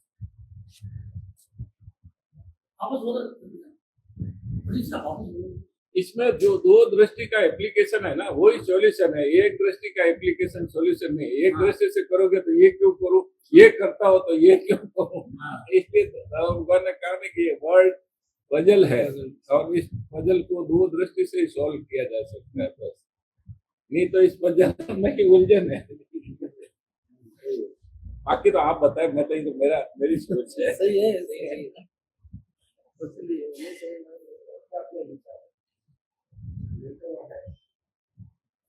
व्यवहार दृष्टि से देखे तो प्रतिक्रमण की जरूरत है, ज्ञान की दृष्टि से देखे तो वो अलग बात है। बराबर। राग द्वेष नहीं होना चाहिए, बस दैट इज इम्पोर्टेंट। वहां पे बुद्धि समाधान में रहेगी। मेरा आया है भाव नहीं बिगड़ने चाहिए, भाव नहीं बिगड़ने चाहिए। भाव बिगड़े तो चार्ज वापस हो, डिस्चार्ज हो। डिस्चार्ज पेंडिंग रहेगा, पेंडिंग रहे, नहीं तो चार्ज नहीं होंगे, डिस्चार्ज पेंडिंग रहेगा। डिस्चार्ज किए बिना मोक्ष नहीं जा सकता। एक इसमें खाली ऐड करो, शुरुआत में ये बराबर है कि मेरा हिसाब आया है इसलिए इसको जमा करो, बाद में जागृति को उससे एक स्टेप आगे लेके जाने की है। ये इसका हिसाब आया है, फाइल नंबर 1 का हिसाब आया है, मन वचन काया का हिसाब आया है, ऐसे प्रज्ञा प्रकाश में उसको ज्ञाता दृष्टा रहने का है। एक स्टेप आगे भी बाकी है, ये एक स्टेप आगे वाला बाकी रहता है। इसमें तो खाली मेरा हिसाब आया है, मेरा यानी आप भी नामधारी होके बोलते हो मेरा हिसाब आया है सम्यक बुद्धि हेल्प करेगी, लेकिन एक स्टेप आगे जाने का है। हाँ, फाइल का है ऐसे दिखाई देना चाहिए, बोलने का या समझने का नहीं, दिखना चाहिए। ये ज्ञेय है और मैं ज्ञाता हूं, सेपरेट। विचार, वाणी, वर्तन, बुद्धि, चित्त, जो भी सेपरेटनेस तक पहुंचना है। आत्मा के स्पष्ट वेदन यानी पूरा सेपरेट, तो सेपरेटनेस का पुरुषार्थ जरूरी है। वो ऐसे टाइम नहीं आया हो तो शाम को कर सकते हैं, रात को। हाँ, कर सकते हैं। 2 है, देखो, एक तो हम एक पुरुषार्थ ये कर सकते हैं,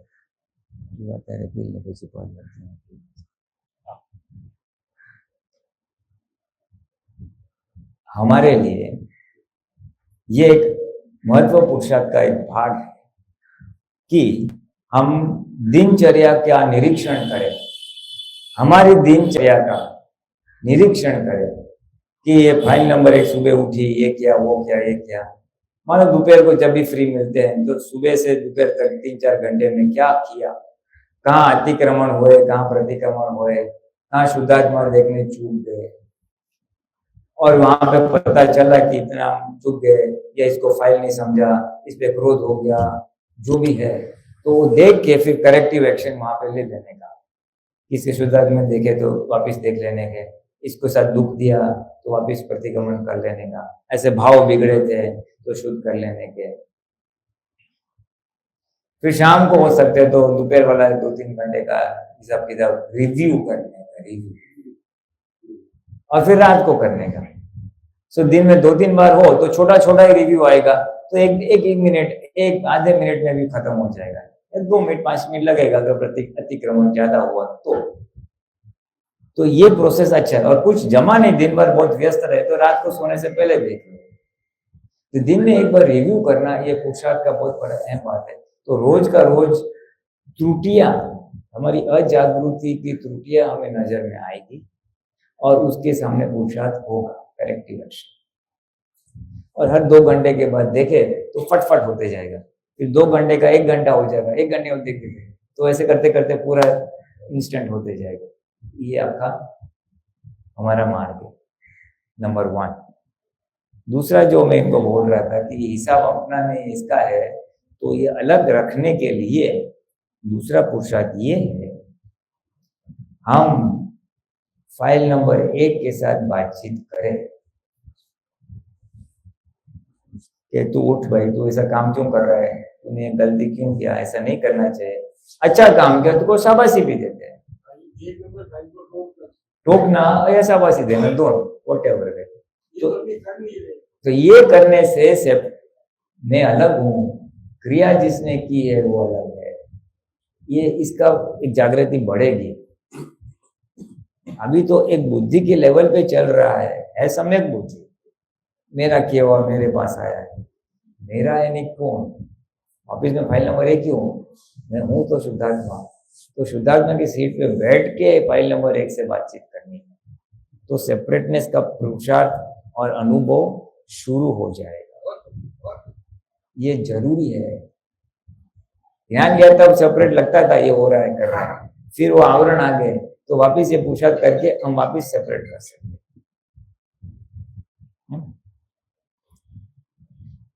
चलो पढ़ लो हिंदी में पढ़ आगे पहुंचे मुझे तो नहीं पाऊंगे આપણે પછી પ્યોર હિન્દીનું નથી કાંતો જમક નથી અથવા આને જોયું બહુ મજા અથવા આને આપી દે શું છે આ લઈ લે છે एक थोड़ा सा व्यवहार का पद ले लेते हैं जरा। इसमें यूं भी कह सकते हैं कि जब अतिक्रमण होता है तब जागृति नहीं रहती है, इसलिए प्रतिक्रमण की आवश्यकता है। हाँ, ऐसा भी कह सकते हैं। ये सब कह सकते हैं ना। अभी खाते खाते डाग हो गया, चाय गिर गई तो साफ तो करना पड़ेगा, नहीं करो तो चलेगा, तो उसका भुगतान आएगा, तब जागृत रखना। कोई बुद्धि का लॉजिक देते हैं, अतिक्रमण करने वाला मैं हूं नहीं, अतिक्रमण किसने और ने किया है, मैं तो शुद्धात्मा हूं। जिस समय अतिक्रमण हुआ उस समय ये समझ नहीं थी कि मैं अतिक्रमण करने वाला मैं नहीं, उस समय तो करने वाला मैं हूँ, इस समझ के साथ ही होता है। हाँ, इसलिए भुगतान आएगा ही और साफ करना जरूरी है। तो खाली काल्पनिक प्रश्न है, अतिक्रमण मैं तो शुद्धात्मा हूँ, अतिक्रमण जिसने किया, तो जब भुगतान आएगा ना तभी मैं शुद्धात्मा हूँ और इसको ऐसा जागृति रखना। उसमें तो वो उसने मेरे को साथ ऐसा किया, ये तन्मयकार आएगा तो प्रतिक्रमण से साफ। फिर तो सीधा डॉक्टर के पास पहुंच जाएगा, फिर ज्ञान तो दृष्टि नहीं रहेगा, फिर डॉक्टर से नहीं रहेगा। चलो हाँ।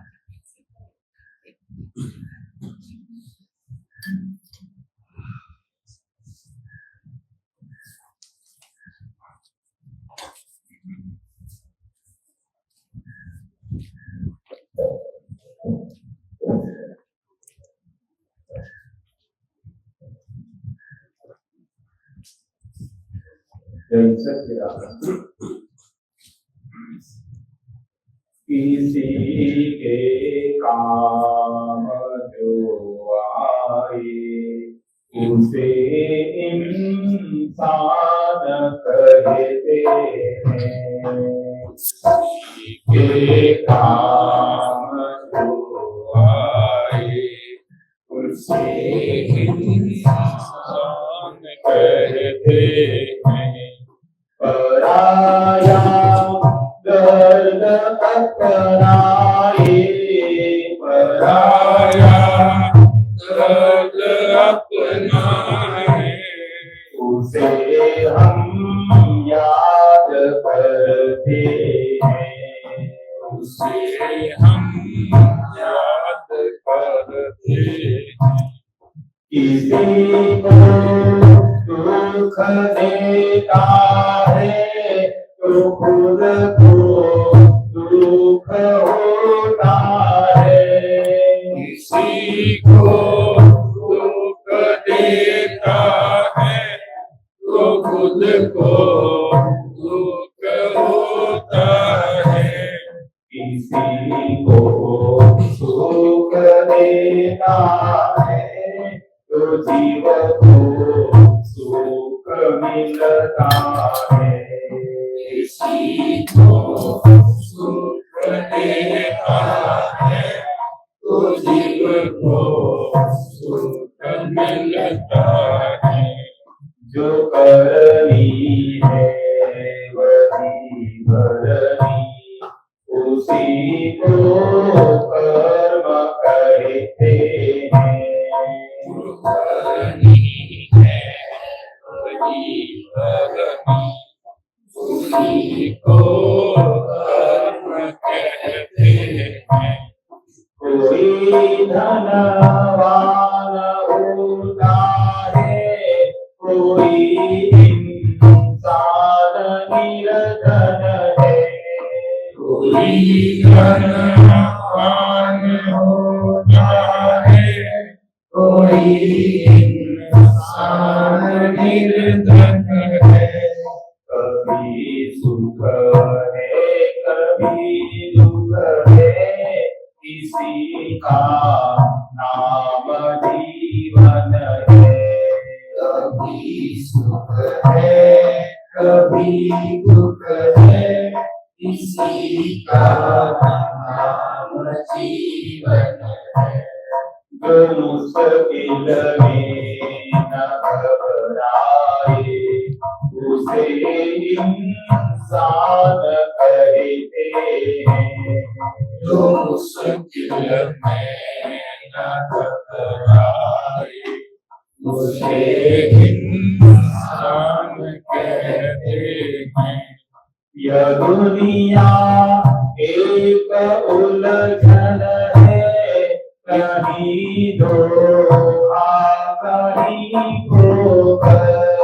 यह दुनिया एक उलझन है, कहीं धोखा कहीं ठोकर।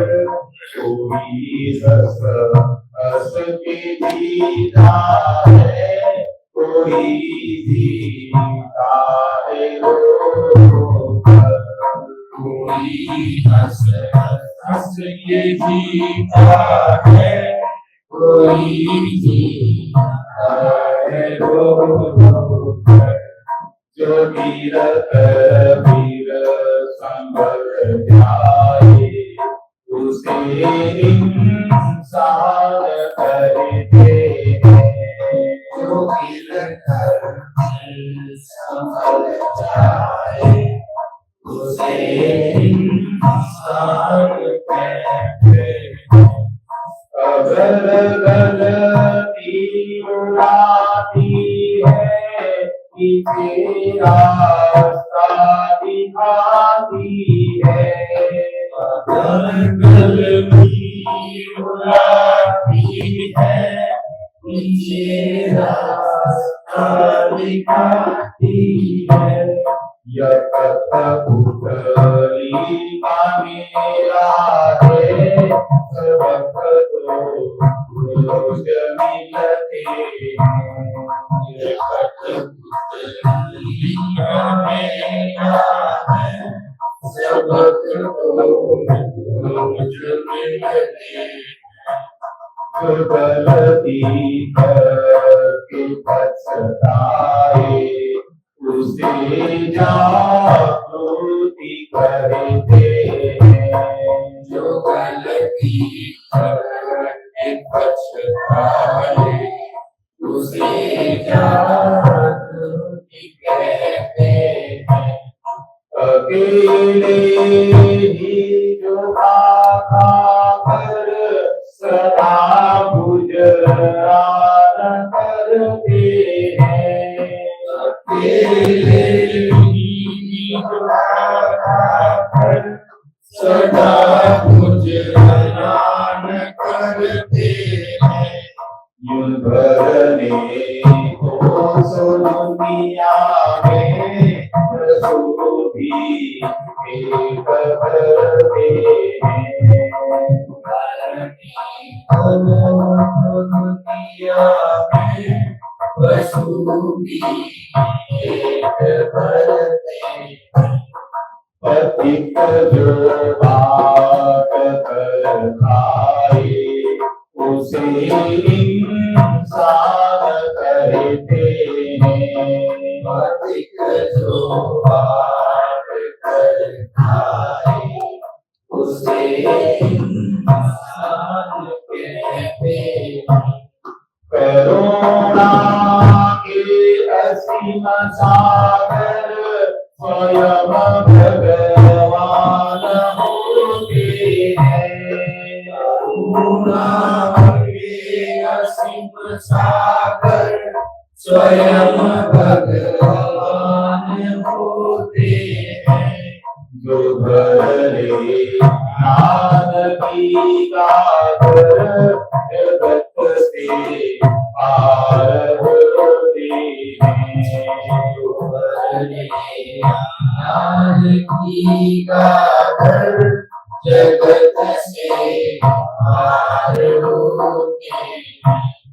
जो सब में करे भगवान उसे इंसान कहते हैं।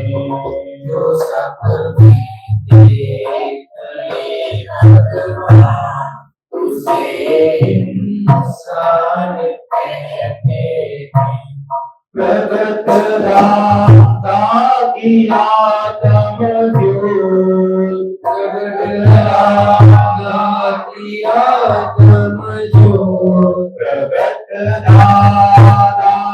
आत्म ज्योत प्रगट दादा की आत्म ज्योत युगों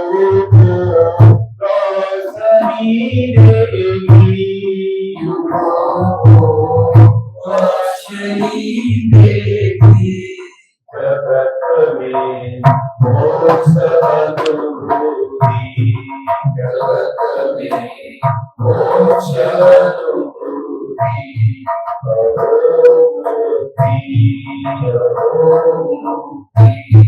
शरीर में सूत्र शरीर में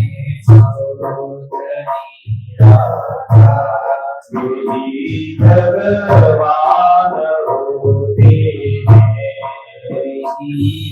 भगवान होते किसी के काम जो आए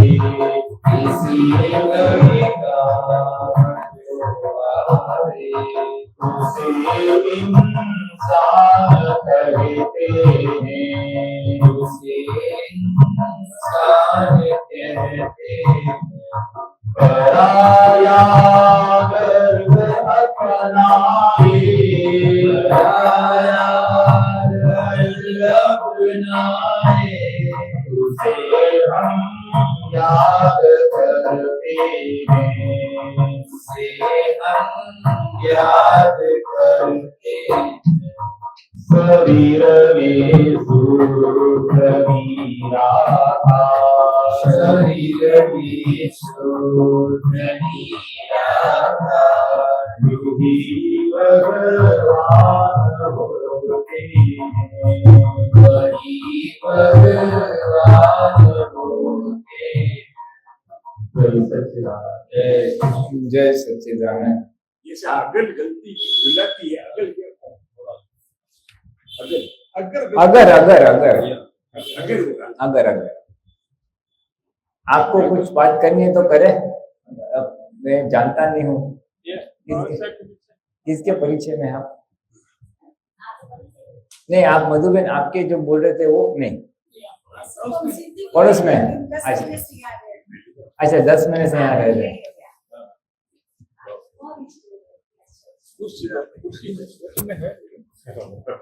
नहीं बैठे बैठे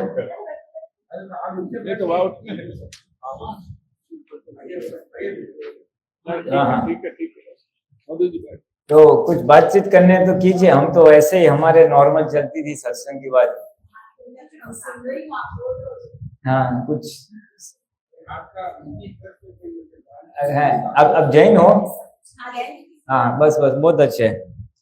तो आप प्रवचन में नहीं गए हैं कि हो क्या है जाके आए? हाँ तो यहाँ पे किसने बताया यहाँ पे सत्संग चल रहा है? अचानक ही टैक्सी में खा रहे थे। हाँ हाँ हाँ तो बोला किधर ले जाता वो टैक्सी वाला ने सब बताया मुझे। अच्छा कि इधर मंदिर है वहाँ ऐसा होता है आज लास्ट दिन में तो मैंने कहा वहाँ दोस्त मिलकर के हाँ बहुत अच्छे किया बहुत अच्छे किया। नहीं बहुत अच्छे किया। अचानक ही टैक्सी वाले से लेकिन इतना पास में रहते हमको कुछ नहीं पता। हाँ लेकिन आपकी पुण्य है कि आपको टैक्सी वाला मिला जो आप बात की। तो ये है ना बहुत अच्छी बात है। आप पधारे 10 मिनट का टाइम है ना आपके पास है ना टाइम है। और पीछे जो आपके साथ आए हैं वो ये मेरी बहू आपके बहू है। हाँ नमस्ते सच्चे। और पीछे जो है वो आप इनके घर से हाँ बैठे हुए तो आप तो महात्मा ही है। सीनियर है सीनियर महात्मा है। नहीं आप आगे बैठ सकते आइए आप बैठ सकते आगे। हमारे यहाँ है ना नए लोगों को आगे आमंत्रण करते हैं हमारा रिवाज उल्टा है। हाँ वो देखो नसीब की बात है जॉब की बात है। इसमें है ना हमारे यहाँ नॉर्मल सत्संग प्रश्नोत्तरी का रहता है। सुनिए हमारे यहाँ नॉर्मल सत्संग प्रश्नोत्तरी का रहता है। कोई प्रश्न पूछते हैं हम उसको जवाब देते हैं। आमतौर पे हम प्रवचन को आदि है, महाराज साहब आते हैं अपने हिसाब से 1 घंटा प्रवचन करते हैं, चले जाते हैं, प्रश्न का समाधान हो या ना भी हो, उनसे बात सुनो। हम ऐसा रखते हैं कि अगर आपके पास कोई प्रश्न है और उसका समाधान मिल जाए तो आपके जीवन में कुछ राहत मिल सकती है। प्रश्न 2 प्रकार के हो सकते हैं। एक तो हमारे व्यवहार जो चल रहा है, नॉर्मल सांसारिक जीवन, उसमें आते हुए तकलीफ के बाद प्रश्न कर सकते हैं। किसी का झगड़ा हो रहा है, किसी का जम नहीं रहा है, आर्थिक समस्या है, शारीरिक समस्या है, राग द्वेष वाली बातें हैं, बेटा है लेकिन सुनता नहीं है, उसके साथ ननद के साथ झगड़ा हो गया, कभी बात भी नहीं करते हैं, ऐसे ऐसे हो सकते।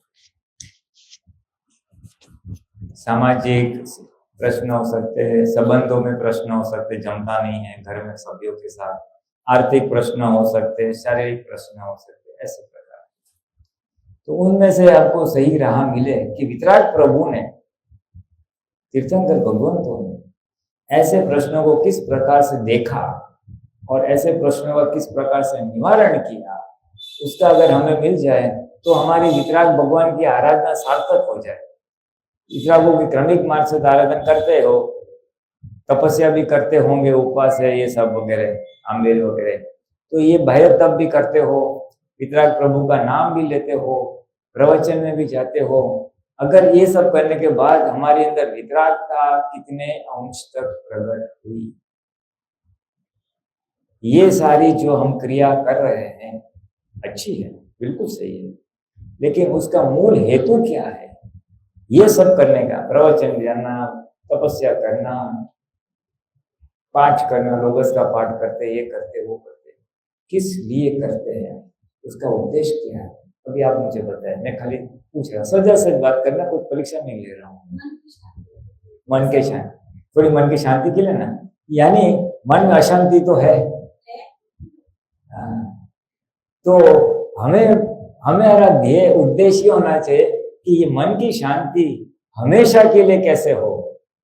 शांति तो आज टेम्पररी है, भाई जितना समय भगवान का नाम लिया या माला की, उतना टाइम मन परेशान नहीं करेगा, लेकिन जैसे ये खत्म हो, दूसरा व्यवहार चालू हो गया, तो फिर से मन अपने को परेशान करना शुरू कर देता है, क्योंकि मन को समाधान नहीं हुआ है। मेरे साथ ये हो रहा है, उसके ऐसा क्यों हो रहा है, मेरे साथ ये अन्याय हो रहा है तो क्यों हो रहा है, तो मेरी गलती कहाँ है, ये बुद्धि को असमाधान का एक वो है, मुद्दा है। और जब तक उसको समाधान नहीं है, विचार आते ही जाएंगे, आते ही जाएंगे, आते ही जाएंगे, ये गलत है, ये गलत है, ये गलत है, ये गलत है, मेरा शोषण हो रहा है, मेरे साथ अन्याय हो रहा है, लेकिन क्या करूं, निभाना पड़ेगा। एक समाधान है, शास्त्रों को पढ़ के या महाराज साहब को सुन के, अपने किए कर्म फल पाया है, तो मैंने जो कर्म किए होंगे पिछले अवतार में, उसका फल आया है, इसलिए थोड़ा समाधान शायद मिल सकता है। मगर इस बात को अच्छी तरह समझ ले तो पूरा समाधान आ सकता है, लेकिन बुद्धि स्वीकार करती नहीं है, मेरी गलती कहाँ है, मैं तो अच्छी तरह से व्यवहार करता हूँ या करती हूँ, और फिर भी ये मेरे साथ यथा योग्य व्यवहार नहीं करता है, इसलिए प्रश्न आता है। गलती है तभी तो भुगतान आता है, लेकिन गलती इस भोग की नहीं है, पिछले भोग की है जो आज आया। जो महावीर स्वामी के साथ भी हुआ था, उनके कान में जो खिले ठोके थे, बरू ठोका था, वो इस भोग का नहीं था, इस भोग में तो वो ध्यान में थे, और वो गोल्या ने आके बोला और नहीं सुना तो हो गया। गलती तो उनके पिछले अवतार की थी, वासुदेव के समय में जो शिशु रेड़ा था उसका फल आया, तो ये उनको कॉज मालूम था, मूल दोष या मूल गलती मालूम थी, इसलिए आज जब वो फल आया तो स्वीकृति हो गई। हमारे किस्से में हमारी गलती कहाँ है वो मालूम नहीं है, इसलिए हमें प्रश्न होता है ऐसा मेरे साथ अन्याय क्यों हो रहा है, क्योंकि हमारे पास केवल इस अवतार को देखने की क्षमता है, हमारे पास पिछले अवतारों की नजर करने की क्षमता नहीं है। ये होती तो पता चलता यहाँ पे ये गलती की इसलिए है, क्योंकि प्रवचन में तो ऐसे बहुत सारे दाखले 63 साल का पुरुषों के जीवन के सुने थे, पिछले अवतार में ये क्या इसलिए वो राजा हो गए, ये क्या इसलिए नरक गए, तो ये तो हम सुनते हैं, लेकिन हमारे लिए हमारी क्या गलती थी या क्या पाप या पुण्य किए थे जिसका फल स्वरूप से आज ये आया है, ये कॉज नहीं मालूम होने से हमें असमाधान रहता है। बुद्धि को समाधान नहीं मिलता है, मन को समाधान मिलता नहीं है, इसलिए विचार आते रहते हैं, उसी को मन की अशांति। तो केवल रास्ता बहुत सरल है। आप जिस भगवान को मानते हो, महावीर भगवान, पार्श्वनाथ भगवान, जो भी, उनसे केवल एक ही प्रार्थना करना, हे भगवान, आप वितराग थे, आप केवल ज्ञान प्राप्त करके मोक्ष चले गए, मुझे भी आपके जैसे वितरागता प्राप्त हो, मुझे भी केवल ज्ञान प्राप्त करके मोक्ष जाना है। भगवान ने उपदेश किस लिए दिया था कि ये जो सुख मैं प्राप्त किया हूं आत्मा का, वो सुख आप प्राप्त करके भी इस जन्म मरण के चक्कर से मुक्त हो। ये भगवान का मूल संदेश था। तो कहीं ना कहीं ये मूल बात बाजू में रह गई है। ये सारी क्रिया करते हैं, लेकिन किस हेतु के लिए? मन की शांति। चलो मन की शांति मिल गई तो संसार में दुख ना आना चाहिए, तो संसार के दुख ना आए उसके लिए हुआ। तो आखिर में हम मांग तो संसार ही रहे, हम रिपेयर किया हुआ संसार मांग रहे, हमें अनुकूल पड़े ऐसा संसार मांग रहे हैं। भगवान ने तो उपदेश देके मोक्ष चले गए। भगवान का उपदेश मोक्ष जाने के लिए था, यानी हमेशा के लिए परम आनंद प्राप्त करने का था। हम जो सुख खोज रहे हैं वो विनाशी सुख खोज रहे हैं, भौतिक सुख खोज रहे हैं, संसार में सुख शांति खोज रहे हैं। चलो मैं बोलता हूँ पूरी तरह से संसार में सुख शांति मिल रही, कितने समय तक रहेगी? ये एक अवतार तक रहेगी, बाद में ये जो शरीर है आयुष्य पूरा होगा तो चले नाशवंत है, फिर अगले भोग के लिए वापस कुछ करना पड़ेगा, दान पूर्ण दफ्तार, ताकि अच्छा हो जाए। तो भगवान ने इस जन्म मरण के चक्कर से मुक्त होने की बात की है। कैसे इस जन्म मरण राग द्वेष के अधीन है। ये शरीर कर्म बांधे, तभी शरीर कैसे बांधे? राग या द्वेष से ही करते हैं। उसका विस्तृतन करे तो क्रोध मान माया लोभ से बनना है। हम इससे कैसे छूटे? क्रोध मान माया लोभ से कैसे छूटे? हमारे नए कर्म कैसे बंधे नहीं? ये मुख्य भगवान महावीर का संदेश। तो कहीं पे ये हेतु हमारे लक्ष्य में नहीं रहा है, क्रिया सारे लक्ष्य में रह गई। भाई सामायिक कर, भाई आंबेड कर, भाई ये कर, भाई वो कर, माला कर। पर क्यों? मन की शांति, संसार अच्छा चले उसके लिए। चलो अच्छा भी चलेगा, श्रेष्ठ पुण्य बना लिया तो और अच्छा भोग मिलेगा, लेकिन वो भोग तो चालू रहेगी। तो भगवान महावीर ने संसार में रहने के लिए उपदेश दिया था कि मोक्ष जाने के लिए उपदेश दिया था। हाँ, तो ये बात हमारे लक्ष्य में आनी चाहिए।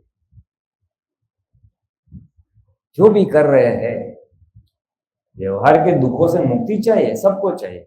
मन की शांति चाहिए, व्यवहार में मुश्किलें आए उसका निवारण चाहिए, दुखों से मुक्ति चाहिए, सही है।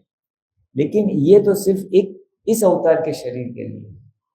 भगवान तो बोलते हैं ना, 84 लाख योनि में से गुजर के आए हैं, इतने अवतार से लेके आए, अभी इसी जन्म मरण में रहना है या उससे मुक्त होना है? शायद ऐसा विचार आए। ये मुख्य उद्देश्य जो था वो कहीं पे गुप्त रह गया है और क्रियाकांड में हम लग गए हैं। गलत नहीं है, अपनी जगह पे सही है, लेकिन इसका क्यों कर रहे हैं ये अगत्य है। भगवान ने तप कहा था, ज्ञान दर्शन चारित्र और तप, 4 चीज है मोक्ष के लिए। लेकिन तप कौन सा? तप अभ्यंतर तप था, भीतर का तप था, आंतरिक तप था। और आज जिसपे हम जोर दे रहे हैं वो बाह्य तप है। बाह्य तप में बाहर से को दिखाई देता है। आपने उपवास किया तो उसको पता चलेगा आपने उपवास किया, उससे तो एक कर्म छूटता है। उपवास किया आपने, क्योंकि उपवास भी शरीर साथ दे तो भी होगा ना, संजोग साथ दे तब होगा। तो संजोग होंगे तो आप उपवास कर पाओगे, यानी वो भी प्रारब्ध ही है। और उपवास किया और मैंने किया ऐसा भाव है, इसलिए पुण्य उपार्जन होगा, इसलिए अगले भाव उसका भुगतान आएगा, अच्छा आएगा, मीठा आएगा। तो कर्म तो चालू ही है। हमें कर्म से मुक्त होंगे तब जाके जन्म मरण से मुक्त होंगे। न पाप बचा न पुण्य बचा, दोनों निशेष हो गए तब जाके मुक्ति। धर्म की क्रिया, भगवान का प्रवचन, शास्त्रों का आराधन किस चीज के लिए हो रहा है ये समझना चाहिए। एक बार वो समझोगे फिर गाड़ी पटरी भी चल जाएगी। भगवान का आराधन क्यों करना है? महावीर भगवान करो, उसमें कोई किसी भगवान की भक्ति करो। भक्ति इसलिए करे कि भगवान आपके जो गुण है वो मेरे में आए, मैं आपके जैसा हो जाऊं, तद्रूप। आपके जैसे होना यानी क्या? आपके जैसे विग्रह हो जाए, दुख और सुख में मैं समभाव रख सकूं और मैं आत्मा का अनुभव करके मोक्ष चले जाऊं। ये उन्होंने भी तब तक किए अपनी तरह से। क्यों किए? केवल ज्ञान प्राप्त करने के लिए। तब तक क्यों किए? मैं कौन हूं ये जानने के लिए। क्या नाम है आपका? शिव।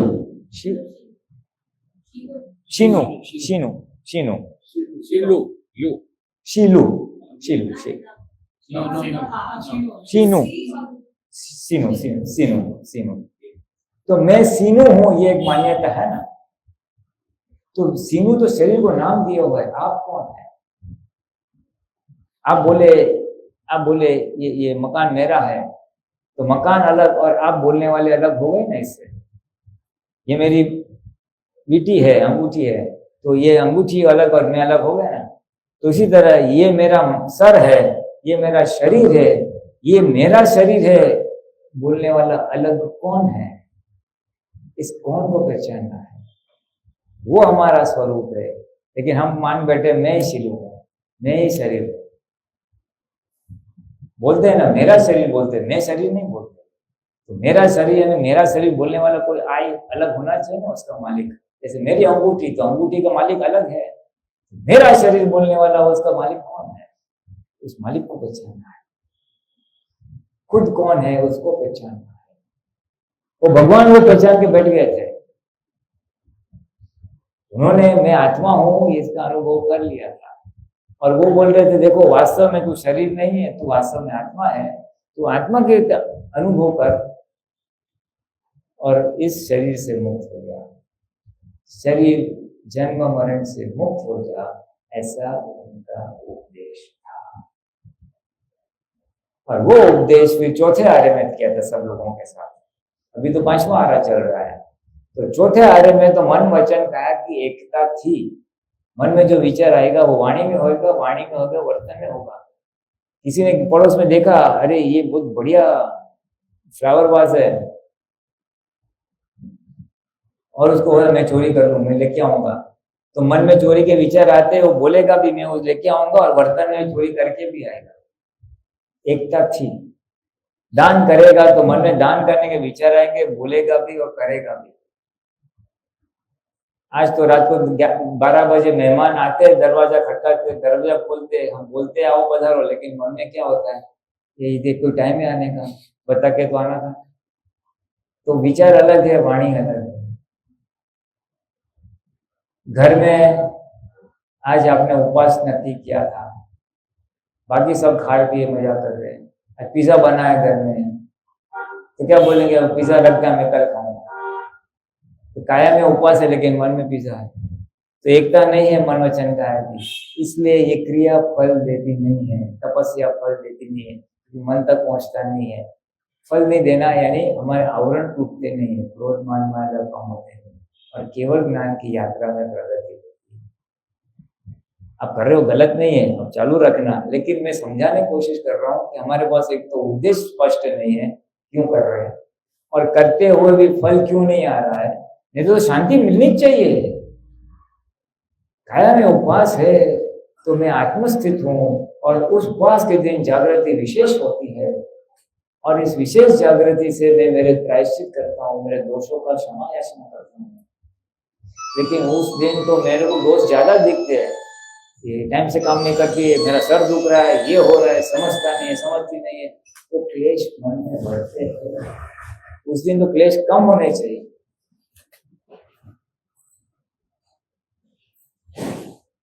समझ में आया? तो बस मैं शॉर्ट में पता खत्म करता हूँ। एक ही रखना है हमें कि हमें भगवान से प्रार्थना कीजिए कि आप जिस तरह से अपने स्वरूप की पहचान की, आप कौन हो, आप जिस तरह से वितराग रहे और आप जिस तरह से केवल ज्ञान प्राप्त करके मोक्ष चले गए, उसी तरह मुझे भी ये प्राप्त हो, मुझे मेरे स्वरूप की अनुभूति प्राप्त हो, वितरागता प्राप्त हो और मुझे मोक्ष जाना है। ये केवल भावना तो कीजिए। भाव करना यानी कुदरत में टेंडर भरना, फिर कुदरत उसको परिपक्व करेगी। आपके भाव को रूपक में लाने का काम कुदरत का है, कुदरत लेके आएगी। और मैं अवश्य कह सकता हूँ कि आपने जरूर, आप भगवान से अवश्य प्रार्थना करते होंगे, भगवान इससे कुछ छुटकारा लाओ, छुटकारा लाओ, छुटकारा लाओ, जो भी आपके व्यवहार की समस्या होगी। तभी जाके आज आपको एक रिक्शा वाला आपको बोलता है कि इधर हो। न मैं आपको जानता हूँ, न ये सुमिता बहन जानती है, फिर भी संजोग बना ना। तो भगवान से जो प्रार्थना की तो कुदरत ने आपको बोला कि आप जिस समस्या का हल ढूंढने की कोशिश कर रहे वो यहाँ पे है। अज्ञात अवस्था पे आपको कुदरत यहाँ पे लेके आई। तो कुदरत यूं ही काम नहीं करती, हमारी जो भावना है उसका परिणाम है। तो आपकी ये भावना का फल है, इसलिए भावना में और भी इसको दृढ़ता लाने के लिए कह रहा हूँ, अभी आगे की भावना करें कि बस मुझे वितराग प्रभु की तरह केवल स्वरूप का भान चाहिए, आत्मानुभव चाहिए और मोक्ष जाना है। जितने भी क्रिया करो, जो भी आप करते हो चीज रखना, लेकिन मुझे मोक्ष के लिए ये कर रही हूँ, केवल ज्ञान के लिए कर रही हूँ। स्वरूप की भान, मैं खुद कौन हूँ, स्वरूप की पहचान के लिए कर रही हूँ, ऐसे भाव के साथ कीजिए। तो ये धर्म का सार आ गया। धर्म का सार दो ही चीज वाक्यों में है, एक तो मैं खुद कौन हूँ, मैं आत्मा हूँ, ये आत्मा का अनुभव करना, और दूसरा जो व्यवहार चल रहा है हमारा, उस व्यवहार में हमारे मन वचन काया से किसी को दुख ना हो। अहिंसा महाभारत जो बोलते थे, हम कीड़ी मकोड़ों को बचाते हैं, लेकिन इंसान के साथ कितने कषाय करते हैं। इंसान के साथ क्रोध करना तो दुख नहीं हुआ, कितनी बड़ी हिंसा हो गई। पंचेंद्रिय मनुष्य के साथ हिंसा की, चींटी को बचाया, रात को खाना खा के बर्तन साफ कर दिए, उसमें जीवाणु ना हो, लेकिन इधर के जीवाणु को कौन नाश करेगा। उसने ऐसा किया ना, वैसा किया ना, वो गलत है। मन में जो द्वेष चल रहा है, मन में जो क्रोध मान माया लोग चल रहे, तो कितनी बड़ी हिंसा है। तो बड़ी हिंसा को रोकना पहला बात है। मानना नहीं, ये तो खाली मैं एक नया नजरिया दे रहा हूँ, लेकिन ये ऐसी भावना करना है। क्योंकि ये हमारा मार्ग के बारे में 2 मिनट में बता देता हूँ। हम इसको अक्रम विज्ञान है, मोक्ष मार्गी है। हम सिमंदर स्वामी को ही मानते हैं प्रत्यक्ष तीर्थंकर के रूप में, क्योंकि हमें उनके दर्शन करके फिर केवल के मोक्ष जाना है। ये दादा भगवान थे, ये ज्ञानी पुरुष थे, और ज्ञानी पुरुष उनको आत्मा साक्षात्कार हुआ था, स्वयं हुआ था। आत्मा अलग और मैं अलग, जिसको शायद संकेत कहते हैं जैन भाषा में। और उनके पास ये सामर्थ्य था कि दूसरों को भी ये दृष्टि दे सकते थे, आत्मदृष्टि का अनुभव करवा सकते थे। तो हम सबको इनके पास से आत्मदृष्टि प्राप्त हुई। मैं आत्मा हूँ, आत्मा यानी क्या, उसका अनुभव हो। आत्मा है वो मालूम है, उसके गुण भी मालूम है, लेकिन अनुभव नहीं है। तो ये अनुभव उनके पास था, इसलिए हमें प्राप्त हुआ। और ये प्राप्त करके हमारे जो अभी कर्तापना है, मैं कर रहा हूँ, वो निकल गया। क्योंकि मैं नामधारी में से निकल के, शिव में से निकल के मैं शुद्धात्मा आत्मा में आ गया।